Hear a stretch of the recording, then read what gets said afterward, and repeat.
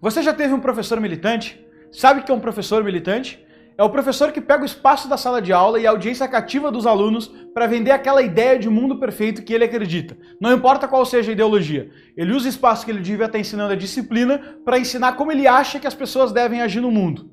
Isso tem muitos motivos para ter essa consequência. A gente já abordou em vários documentários do Brasil Paralelo algumas coisas sobre isso e muita gente pede para a gente falar mais a respeito porque existe uma parte do Brasil que discorda que a escola e a sala de aula muitas vezes seja feita de palanque político para esse tipo de gente. Bom, vamos lá.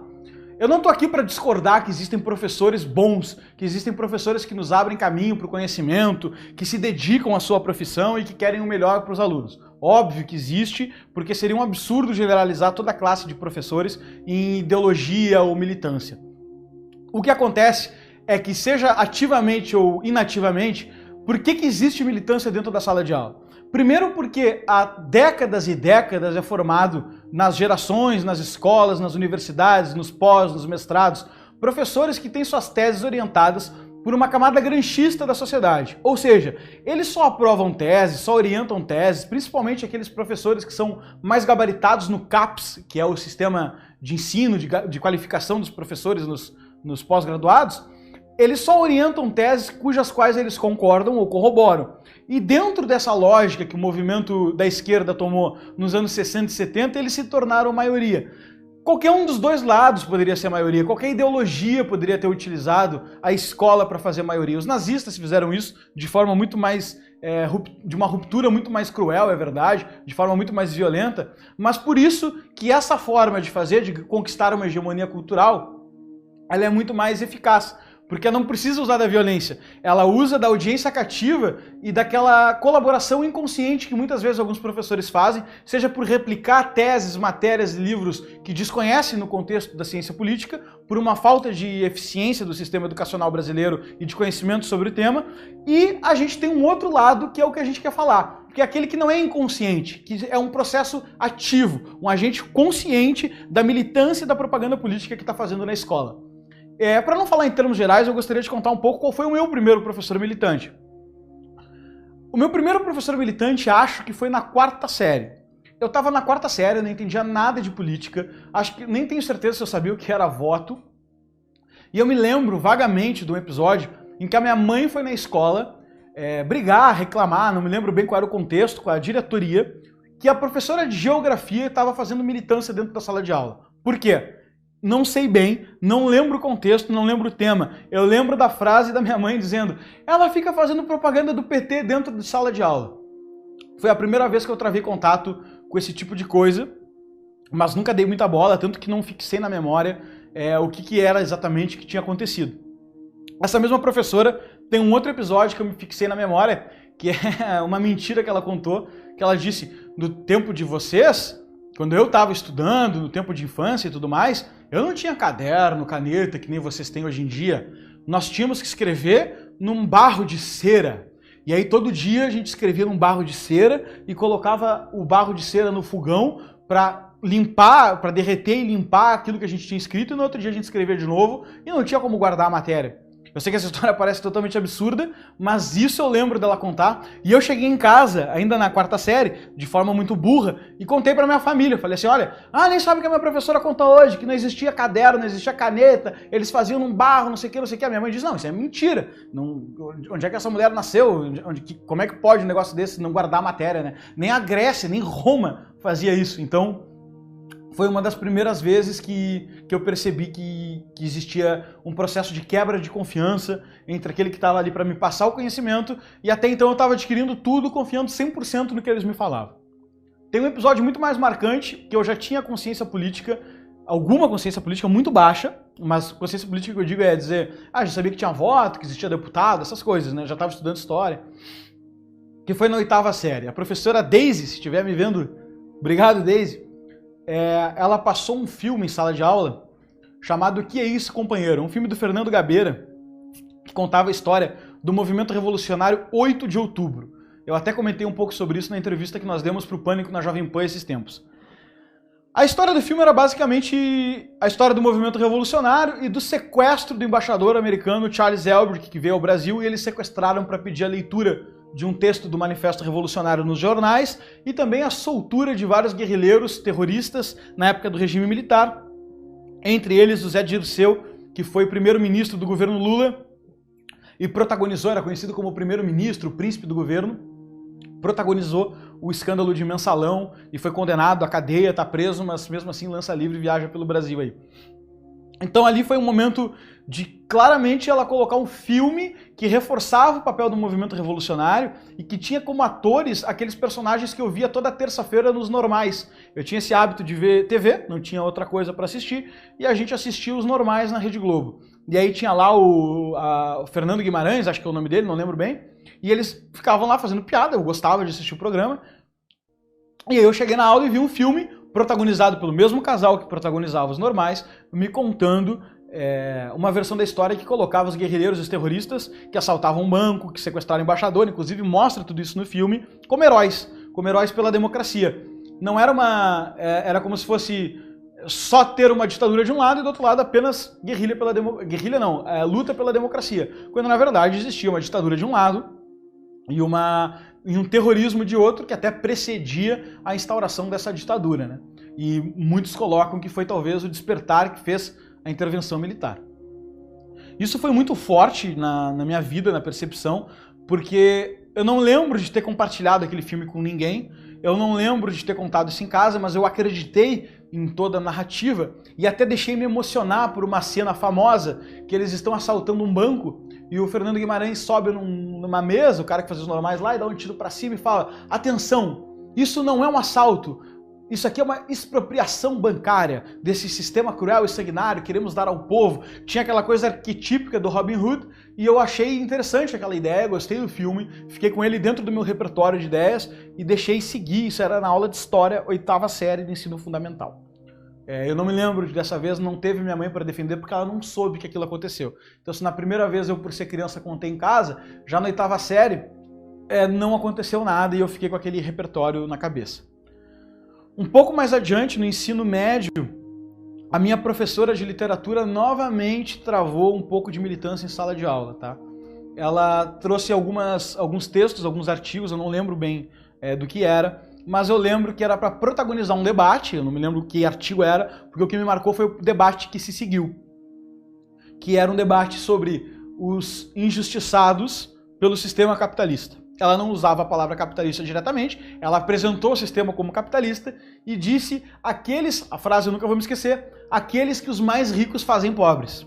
Ela fez questão de, numa aula de literatura do primeiro ano do ensino médio, um ano depois da 8ª série do ensino fundamental, me apresentar didaticamente, fazendo uso da autoridade de professora, uma tese de que, como se fosse certa, inquestionável e indiscutível. Ela não me apresentou várias teses e disse que concordava com uma, ou não apresentou isso dentro de um corpo didático, ela simplesmente teceu essa arbitragem ideológica dentro da sala de aula, dizendo que os ricos eram os culpados de existirem pobres, quando na verdade, economicamente, eu levei muitos anos para descobrir que essa ideia era uma farsa e é justamente a geração de riqueza daqueles que se tornaram ricos que faz a economia circular e sustenta através do emprego, do consumo, do sistema bancário, muito do que a gente tem como classe média, classe emergente e até mesmo os mais pobres, através do recolhimento de impostos e sistemas assistencialistas pregados pela própria esquerda. Eu tenho certeza que eu não tinha uma consciência política da formação ideológica das ideias. Eu tinha apenas uma vasta ideia tecnocrática da política. Existem deputados, vereadores, prefeitos, senadores, presidentes, vota, não vota, corrupção, papapá, mas era o que eu sabia. Então não ficava claro para mim que poderia haver uma vertente. Me parecia, se tá num livro, tá correto. Era mais ou menos a visão que eu tinha na época das coisas. E eu convivi com essa visão há muito tempo. Eu fui um leitor, minha família rechaçava já o PT, então eu nunca me tornei um esquerdista de bandeira, nem de militância, nem de propagação de voto, nada do tipo. Mas eu me lembro de ter lido O Capital, na verdade é um livro chatíssimo, mas eu tentei ler O Capital, naquele momento eu parei mais ou menos na metade, sem entender muito bem, porque ele é muito pretensamente econômico. E li o Manifesto do Partido Comunista, li Diários de um Combatente do Ernesto Che Guevara, li sobre a Revolução de Cuba em 58. Tudo aquilo era para mim uma coisa de tentar entender o que estava acontecendo e eu lembro de não concordar muito bem, tive a sorte de no processo o meu avô me amparar, não com ideologia, mas dizendo, olha, o que aconteceu foi mais ou menos isso, existiam dois lados de civilização, eles estavam em disputa, e aquilo foi o que me blindou um pouco de não ser um marxista na minha adolescência. Mesmo assim, eu nunca entendi aqueles professores como fazendo uso da sua autoridade para me ensinar coisas, e certamente foram eles que plantaram as sementes desse interesse por esse tipo de livro, por esse tipo de coisa. Eu caí nisso. Na faculdade não foi diferente. Eu entrei na faculdade de administração de empresas e logo no primeiro semestre, na comemoração da Semana de Arte Moderna de 1922, o professor fez um teatro e esse teatro se tratava do período da ditadura militar. E ali era colocado os guerrilheiros, alunos interpretavam os guerrilheiros, correndo para o lado, e aí os militares vinham e atiravam neles, né, de fundo, dava o barulho do tiro, todos caíam no meio do palco, tudo escurecia, e levantava-se um discurso, um monólogo ali no palco, muito eufórico, muito incisivo, comentando sobre os crimes que o governo teria cometido contra esses guerrilheiros, que obviamente não eram postos com essas palavras, era posto como aqueles que se manifestavam pela democracia, quando os próprios também disseram que não era isso que estava em jogo, né? Isso perseguiu na minha vida. Na aula de antropologia eu tive aula com a professora Janier, também você está me assistindo, olá, que ela pediu para fazer uma etnografia, que basicamente é uma espécie de trabalho onde você vai a campo acompanhar o estilo de vida de uma tribo, de um grupo de pessoas ou alguma coisa que você não convive, é diferente, é disruptivo para você, e você relata tudo aquilo que viu como se você estivesse falando de outra raça, de outra geração, de outro tempo, né? Você tenta ser o mais frio e descrever os hábitos de forma crua num papel, como se fossem aliens vendo humanos. E eu fiz isso no trabalho, e na verdade o trabalho era todo maquiado para ser interpretado uma luta de classes, né? Entregaram os trabalhos, ela recebeu e, enfim, tinha uma visão de punir nas notas aqueles trabalhos, não só nas notas, mas também nas avaliações públicas feitas em sala de aula, aqueles trabalhos que não corroboravam bem a narrativa que ela apresentava em sala de aula a respeito da luta de classe. Um outro, na aula de comportamento do consumidor, a professora Carolina também me deu a seguinte tarefa, eu lembro bem: fotografem uma pessoa rica, na aula de comportamento do consumidor, uma pessoa que você acha rica, uma pessoa que você acha pobre, uma professora que você acha classe média. Ali eu já tinha desenvolvido, já por sorte tinha travado ideia com alguns artigos do Instituto Mises, e também já estava um pouco mais blindado e já tinha formado o que seria a semente da minha consciência política, por meio de alguma literatura e de alguns professores influentes pela internet, que eu tive que encontrar. E eu já sabia que tinha uma armadilha ali, porque já era o quarto semestre da universidade. Eu fotografei 3 pessoas aleatoriamente na SPM e levei para a sala de aula. E ela me perguntou, falou: não, mas isso aqui não é uma pessoa rica, uma pessoa pobre, uma pessoa classe média. E eu pedi para que ela me justificasse o porquê, então. Qual era o critério que ela estava usando para definir. E ela acabou se embananando um pouco e me puniu na nota diretamente, né? Mais um episódio, eu tive a professora Elizabeth de Sociologia, que levou um banner para aula com Karl Marx, para nos explicar sociologia. Além de ter levado um banner com Karl Marx, a Elizabeth também fez uma dinâmica interessante, que é, quando eu defendia o livre-arbítrio, a liberdade que nós tínhamos para fazer algumas decisões, também não lembro exatamente do contexto da decisão, provavelmente ela estava colocando o ser humano com comportamento condicionado, e eu estava tentando entender que a moral era construída por outros componentes que não só o ambiente e a circunstância. Ela falou: mas livre-arbítrio é uma ideia muito cristã. Acho que você não devia concordar com isso. Então era frequente isso, e também contou que ela liderou um processo do MST, onde uma pessoa acabou degolada. Ela não era a culpada direta por esse assassinato, mas ela falou que estava presente, liderava manifestações do Movimento Sem Terra, que acabou degolando uma pessoa num episódio conhecido aqui na Praça Central de Porto Alegre. Se procurar na internet, vocês acham um episódio. Ou seja, conforme eu avançava nos anos do sistema de ensino, a militância ficava muito mais pesada, a ponto da gente chegar numa propaganda do MST dentro da sala de aula, que recebeu eco na formação de teses. Inclusive essa professora era muito ligada a alguns alunos que vestiam boné do MST, bandeira do MST, normalmente conectado ao curso de Relações Internacionais da faculdade que eu cursei, e outras ciências humanas. E mesmo na administração tentava, que supostamente é uma arte mais fria, né, tentava se importar aquelas teses que eram pregadas nas humanas. de forma meio empurrada, né? Também em outra disciplina forçaram dizer que se não tivesse Bolsa Família, se não tivesse uma carga tributária muito alta, as pessoas todas morreriam de fome, seria impossível que as coisas dessem certo para elas. E todo esse conteúdo e essa propaganda política do PT, da mudança social, da suposta ascensão da classe C, que depois se viu que ninguém ascendeu, na verdade os critérios dos dados mudaram, né? Era uma mentira que foi plantada pelo governo. Isso foi posto também como matéria de consumo na classe D. E era uma propaganda petista de uma pessoa também ligada ao pensamento marxista. O que aconteceu para eu não cair nisso? Porque muitos dos meus colegas caíram. Não caí numa visão fechada de mundo, numa ideologia de um lado, etc.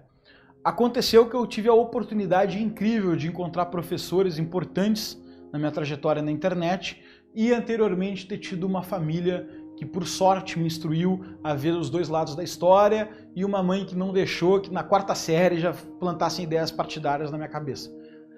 Mas é muito difícil o processo. Parte dessas coisas foram acolhidas no pensamento e teve que ter um processo muito gradual de desintoxicação do que eu tinha vivido, do que eu estava vendo, de quais eram os problemas naquelas ideias que eu recebi como certas e que haveria um constrangimento imenso em discordar delas, porque primeiro era o professor que estava falando e segundo, todos os meus colegas, por ser o professor que estava falando, já estavam as repetindo porque era só colocar na prova e ser aprovado muitas vezes, né?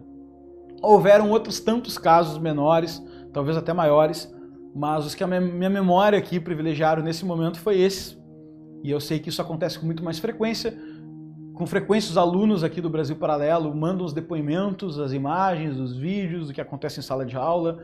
Atualmente tivemos diversos casos de censura em universidades e escolas relacionados à exibição do documentário sobre 1964, com a falsa alegação de que era um documentário pró-ditadura e outras tantas táticas perversas desse politicamente correto e mais grave ainda, desse marxismo pregado sem muito disfarce. Isso é o porquê que motivou a gente trabalhar no Brasil Paralelo, a facilidade comunicacional que a gente coloca nesses conteúdos que nós divulgamos. Seja documentário, seja a forma que nós tentamos estruturar as entrevistas na íntegra, seja a forma que a gente deu vida ao núcleo de formação, que é o curso semanal aqui do Brasil Paralelo, que acontece toda semana e que eu faço questão de estar em todas as aulas, que é, vamos trazer não só o conhecimento, mas uma habilidade comunicacional nesse conhecimento para conseguir não substituir uma ideologia por outra, mas nos convencermos de que nada é absolutamente deglutível sem um espírito crítico. Não é possível que nós recebamos conhecimentos do professor como verdades absolutas e colocamos conhecimentos que podem ser colocados em xeques quando enfrentados com a realidade.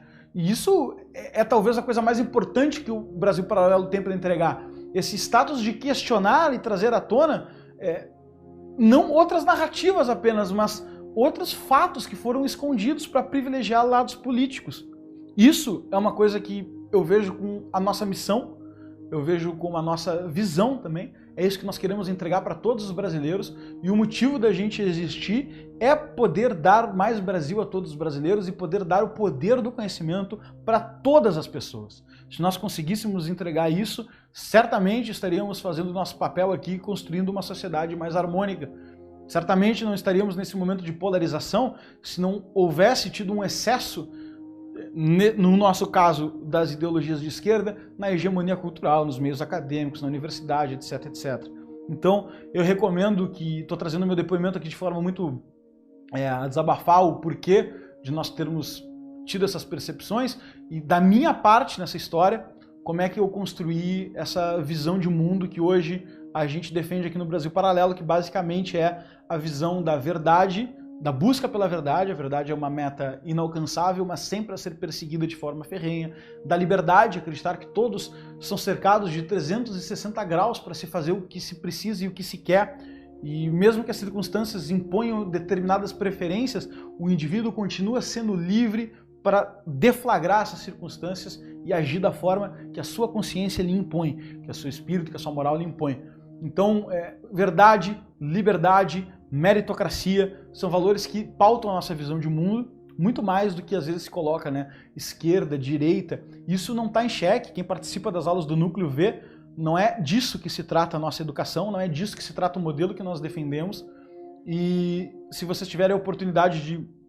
Tem muita gente que assina, que já está vendo e já assina, já é membro, pode acessar lá as aulas, mas uma aula como, por exemplo, a do professor Marcos Boeira, que na última semana analisou a filosofia política por trás da obra do Fyodor Dostoiévski, o que tem, e as pessoas nos acusando de pró-ditadura, mídia, na verdade, não existem pessoas nos acusando, a mídia cria a falsa ideia de que existe acusação para se perceber dessa forma, mas se você vai nos comentários, amplamente elogiando o trabalho ou fazendo críticas pontuais, de forma construtiva, e um que outro muito perdido de vez em quando, fazendo um rage ali, dando um hate, né? Mas a aula do professor Marcos é contra totalitarismo, e mais do que contra totalitarismo. É uma aula para descoberta da alma humana, é uma aula para a gente se entender nesse mundo. As Origens do Estado, lecionado pelo Ricardo Gomes, também foi um curso que nós tivemos orgulho de colocar aqui no Brasil Paralelo, porque demonstrou como são formados os estados e como um tropeço na trajetória histórica de um país pode levar a interpretações completamente diferentes e, por consequência, consequências completamente diferentes. Então, se a gente está fazendo tudo isso que a gente faz e provoca tanto vocês para virem estudar conosco no Núcleo, para financiar a iniciativa como membro do Brasil Paralelo, é para que a gente não corra o risco de, primeiro, ser enganado por professores, por falsos professores, porque um professor não é isso, que usa o espaço público de palanque político, que usa sua autoridade de lecionar uma matéria de palanque político, e não deixar que isso se perpetue, que as próximas gerações, às vezes você está nos vendo aí, você estuda pedagogia, ou é professor de alguma coisa, ou vai ser professor, ou tem contato com o meio, se torne propagandeiro. Vamos enfrentar os prós e contras de tudo, e como diz lá no documentário, o último documentário que nós lançamos em 1964, se a história é a mãe da vida, é a ciência que nos ensina a vida, se ela for bem vista ou mal vista, não importa. O que a gente precisa é que ela tenha o máximo de verdade possível para que a gente possa aprender com elas. Porque se nós abandonarmos a busca pela verdade e deixar o protagonismo dos maus profissionais aflorarem justamente na educação, certamente a gente vai perpetuar um país muito diferente daquele que a gente quer viver e que a gente quer deixar de herança para os nossos filhos. Muito mais importante do que a herança material que nós deixamos e do que os ensinamentos diretos que fazemos, é qual o nosso papel na corrente civilizacional do nosso país e o que nós podemos fazer para construí-lo de forma melhor. Então, pergunto se você, esse é o meu depoimento, né? E pergunto se você aí que está nos assistindo em casa teve alguma história de professor militante ou se não, se a sua educação foi satisfatoriamente, não digo imparcial, que é um tema polêmico para quando se fala de alguém ensinando coisas, mas se foi satisfatoriamente honesta e não panfletária ou partidária. Deixa teu relato aqui embaixo para a gente acompanhar, te inscreve no canal, porque esse vai ser o primeiro de uma série de vídeos que a gente vai fazer. E amanhã, às 9 da manhã, já tem um outro vídeo no canal. E se tu te inscrever aqui, a gente vai poder manter esse contato de perto e contar essas histórias. E eu quero ler teus comentários aqui embaixo. Por favor, deixa o teu depoimento para a gente ter uma noção se isso é um fato isolado ou se isso realmente acontece, tá bom? Muito obrigado, tchau, tchau e até breve.